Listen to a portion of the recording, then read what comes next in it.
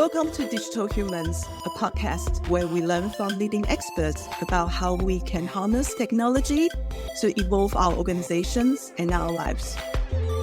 This podcast is sponsored by SmartLab, a leading experience management platform for events, learning, and change. Hello, and welcome to this episode of the Digital Humans podcast. My name is Jessie, Tung, and I'm joined with my co-host, Georg Seiler.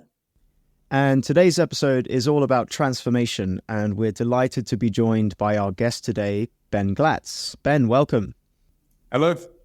And Ben, you're a partner at Kearney and a strategy transformation expert working with life sciences clients on responses to disruption, articulating value-led strategies, focus on delivering market-leading customer experiences, and lasting capability impact. And of course, I understand you're joining us today in a personal capacity, drawing on your 15 plus years in business transformation across consulting, energy, retail, life sciences sectors, and over 70 projects in that time. So a real veteran. And you're covering everything from global operating models, tech platform delivery, product management, to growth strategy and transformation. So we are delighted to have you with us today. Tell us a bit about your professional journey to date and your role at Kearney too. Yeah, thanks, Georg and Jessie. It's quite weird when you hear it said to you like that and reflecting on it. But yeah, probably about 16 years ago, I started my professional journey on a tech grad scheme, actually, after having done a humanities degree. And then everything really went from there. And I found a passion for customer-led projects and transformation.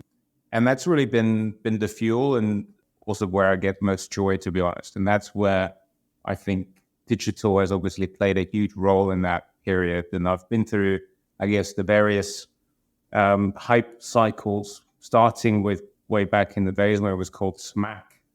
For those who can remember that, the big everybody and everything needs an app and mobile app development, and was a product owner for a B2C app. And then perhaps, thankfully, a bit of a wider thinking around customer experience strategy holistically.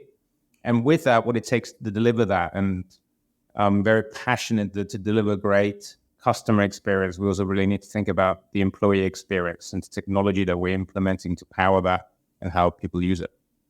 And that's really what I focus on here at Kearney, growth strategies that focus on customers, primarily at the moment in the life sciences sector, anything from go-to-market models to omni-channel capability building. That's sort of what keeps me busy. So thank you so much, Ben. And I've got an interesting question for you, because we always ask this same question to all our guests. Do you see yourself as a digital human? In what ways? I knew this question was coming, and I'm still struggling with a proper answer for that. Probably because I'm not a digital native in the true sense. I mean, I still remember rotary telephones, and I think I grew up with 2 TV channels in rural Austria. That being said, I was lucky enough to make early encounters with the internet and with email in particular, and traveling internationally quite a bit from quite an early age, that I saw the potential in what it would allow me just from a human connection perspective. And I think that's where I'm a digital human. It's the connection with other humans that it enables and the interaction, and it's useful. And I think it's the same angle I apply at work. Is it useful? Because there's loads of exciting digital tech out there, but what problem are we solving with it?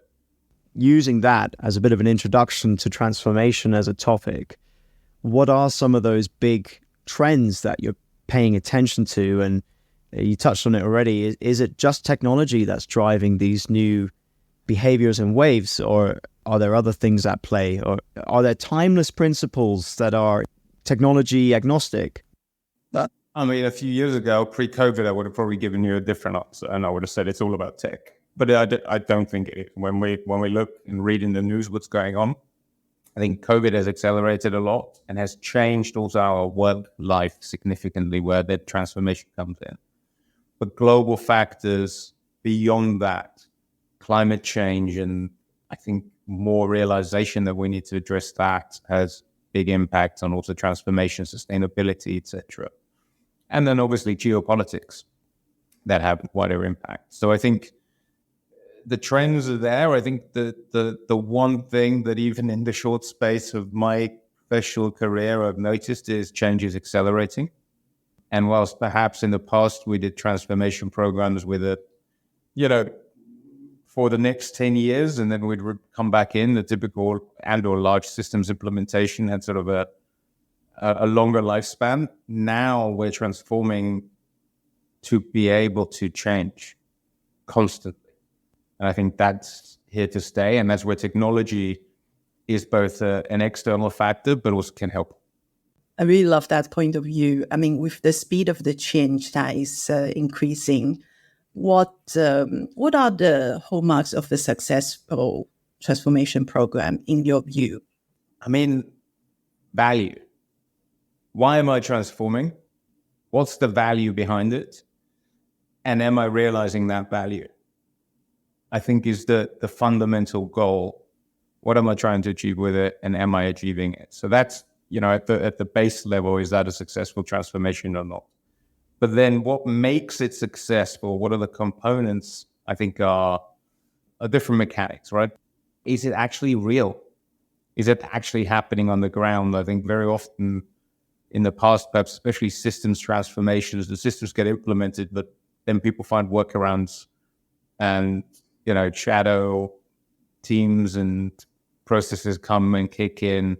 So is it really, have we really transformed or not? And that's quite a hard question to answer, right, at a large scale. But it becomes real when you observe people doing things differently day to day. Yeah, and I would love to dig a little bit deeper into that topic as well. I remember all the businesses that I used to work for, or even now still working with. I mean, we tend to encounter a lot of different priorities across different business functions, different departments. I mean, how do you prioritize transformational initiatives within a portfolio of projects or strategic objectives? Sometimes that could be conflicting with each other in the large enterprise organization. I mean, how would you advise a leader to prioritize and also to decide what to look for as well in terms of deciding where to focus on? Yeah, it's a really good question. I think on the prioritization element, why are we doing any projects that are transformational? Good point. Is that just, there is business as usual operating. If we're doing projects, surely they should have a transformational objective or ladder up to a transformation program. And I think that's where I'm leading towards, as we are seeing change being the only constant. Projects should be responding to change, understanding and differentiating between the signal and the noise in the system. And that's the hard thing for leaders these days, right? They're bombarded with trends, with new challenges, growth, profitability, workforce changes, global dynamics. How do I prioritize and find out the signal? And I think that's where to some extent the talent lies, but that's the strategy, right? Strategy cycles also are changing. Yes, I still need a long-term vision and goal, but actually I need to be able to think in a year or 2 years as much as on a 30-year horizon and scenario planning, and doing both of those is quite tricky. And that's why I think you have to have that agile organization underneath that can adapt quickly. I don't know if that answers the question. No, that helps a lot. I think I'm reflecting on what you're saying, and it's almost like you've got two lenses operating at the same time, your long-term horizon and direction, as well as the fluidity of the initiatives that are going on and where to focus. A big part of what you said is about that environment for success. So how, in your experience, do you foster an environment of agile experimentation or creating the right culture and the right support frameworks in place for people to really enable those transformations? Again, pertinent. I think it's definitely tricky, but I like how you also reframed or gave some structure to my answer. I think in terms of that parallel track, one of the things I would add to that, and it links to prioritization, is also stopping things when we're done or closing things out when they're no longer delivering value, because isn't enough capacity in most organizations to do everything and do everything well and drive it. And I go back to that ruthless focus on value. What objectives am I trying to achieve? Where's the value coming from? And therefore, if I'm measuring that, do I continue? Do I scale? Okay, this is no longer driving the same value as something else. Therefore, I'm going to shift my priorities and work on a new project that will help me achieve that value outcome or that outcome that I'm looking for. If I may interject there, this question of knowing when to stop something I don't think it's given enough airtime, and it's very, very hard to say, well, actually, we haven't quite done enough yet to show the value of it. So there is, to a certain extent, you have to allow for the value to emerge, but then sometimes it's maybe not the best track and you do need to stop. So that just knowing when to do that, I think that's a great skill. Yeah, and it's hard. And I think for me, that links to the agile experimentation side and that fostering that environment, right? Because everybody talks about failing fast and learning organizations. When we look at most large organizations, that is not what you see on the ground.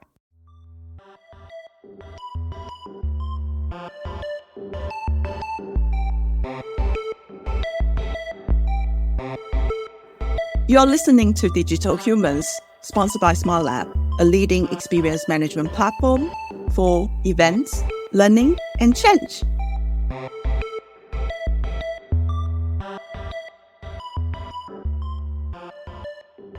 So I would like to pick on the topic of resistance management.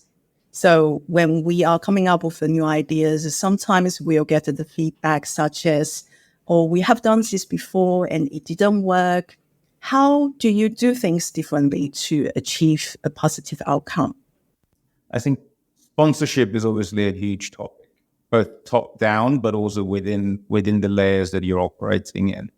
What we find, especially around transformation and capability building, is finding a coalition of the willing, but doing it on something that matters.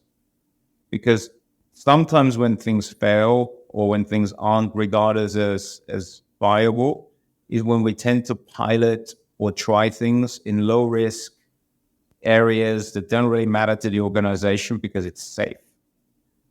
Actually doing things in the most critical business areas first and driving success and showcasing that, I think is really valuable. And then you build, I think, internal momentum, and people jump on the bandwagon very quickly when they see it's actually positive for their careers and their teams. The other thing is actually measuring the impact on the teams that are going through it, qualitatively and quantitatively. I think very often we do change management, we do comms, but we don't really look at, okay, how does it make people feel when they're going through it? And how do they feel afterwards? And making them also champions to say, actually, this has improved my job. I now enjoy my job more because it's easier to do and I can focus on the things that I'm intellectually curious about. And I see a better outcome to whoever I'm looking to focus on, for my consumers, for my patients, or whatever it is that I'm serving. It actually segues really well into the next question that I wanted to ask you, which is about some of the strategies to ensure that all levels of the organization are engaged and committed to the transformation journey. But I think you already teased out a lot of those key themes, the coalition of the willing, the relentless focus on value, the fact that it will actually improve your job and your life, and being able to get more momentum around that. It sounds like some of those are the ingredients. Is there anything else that you can share to build on that around how we can really mobilize people at scale to drive the success and the value of the transformation? Maybe it comes back to almost the very first question. Digital human. Focusing on the human element of transformations is, I think, the fundamental aspect to success. And I think on the customer consumer side, it's now pretty pervasive to do proper UX, proper UI research, understanding their needs, mapping that and serving those needs, right? Because that drives top line and growth and competitive sort of advantages. I don't think we do this consistently in transformation programs with people who actually do the work. How would you advise the CDOs, like chief technology officers, chief digital officers, on focusing on the human instead of technology? Because this seems to be a bit of a mindset shift. Yeah, a really good question. And it's perennial. In so many organizations, the business talks about IT and IT talks about the business. So there's an organizational culture perspective already, i.e. the two should probably be working more closely together. Digital is fundamental these days to the success of any business, and therefore actually should be at the core of it, in my mind. So that's the first problem, perhaps, is even a language thing about how we talk about each other. The other thing, I think CTOs and CDOs already have these tools when, as I said, when they're looking at customer solutions. So actually applying the same approaches to their internal change programs should be relatively straightforward. The only other challenge I would pose to them, and this is with no disrespect, many of them already do this, is get really intimate with the business. What's the value you're delivering? Why are you doing this? What business problem are you solving, and how are you partnering? And that's why, the two need to be really closely married up, and then the change element comes afterwards. I think on the human side, the final element is then bringing the people into the fold as you transform, as you build solutions, user testing, building that advocacy. It builds credibility, but it also de-risks your implementation or your transformation massively, because you can find those nuances, how things get done in real life rather than on paper or on a blueprint. And you solve for that, and you uncover the real challenges that may stop you from successfully transforming just because you haven't considered it, or how somebody really works, or the challenges they face day to day with another downstream system, an ERP process that isn't working. And then the hard stuff starts, and you got to start fixing SAP processes just to do a digital asset management solution and actually deliver value. I'm just speaking from experience. I can tell that's kicked in. Thank you, Ben. And as you look onto the future horizon, let's say in the next 5 years or so, obviously we talked a bit about mega trends and so forth, but how do you see this concept of being a digital human evolving over time? You're putting a consultant on the spot. We can talk about what, but by when is much harder. But look, by when is hard. That's true. And also, we've not really given you parameters from with which to look into the crystal ball. So we can look at us as consumers and as professionals, and we can also look at the business landscape as well, wherever you prefer. Look, I haven't mentioned it on purpose to some extent, I don't think. Gen AI. I think it's a bit of a hype cycle that is already dying down. I think everybody who's been working in AI for a while isn't surprised, because AI has been around for a while, and Gen AI is naturally a big addition to the mix, but isn't going to solve everything overnight. But I think it's going to have a massive impact on our personal lives, on our professional lives. But I was actually thinking back, and what I'd love to solve for in the next 5 years with technologies like Gen AI is what we were promised with email. Everything will get easier, and we'll be more productive, and we'll have more time to be creative, and probably we'll work less hard. The flip side is, if I look at the last 25 years, maybe Gen AI is going to do the opposite, and it's going to make us even busier, and even more stuff coming our way, and more to learn. So, yeah, let's see. The jury of one is out on that one, but I think that's going to be a big driver of change, naturally, along with all the AI challenges of how do we solve for diversity in the language models as well as the wider AI models. And then, what does it mean to be a digitally human? For me, I think it's to be a continuously learning human. And again, that will be a continuous challenge. What do I engage with? Do I need to be an expert in crypto, in ChatGPT, in all the other stuff that's coming? Potentially new devices, metaverse was, a thing for a while. Maybe that's going to come back. And that becomes tricky, or actually do we see digital humans becoming humans again and unplugging, but continuously learning? Mm-hmm. I don't know, philosophical perhaps rather than creative.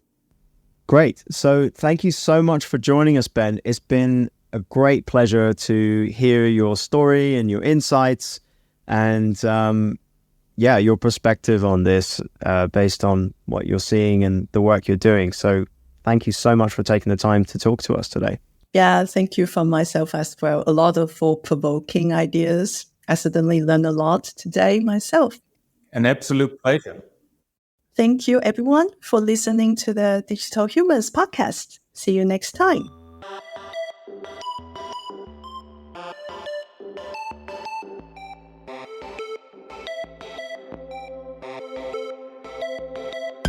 Digital Humans is hosted by me, Georg Seiler. And me, Jessie Tung. It is produced by Jessica Wickham and John McGinty. Edited by Danny Cross and Chris Jones. This podcast is brought to you by SmartLab. For an extended version of this conversation, visit our YouTube channel, Digital Humans.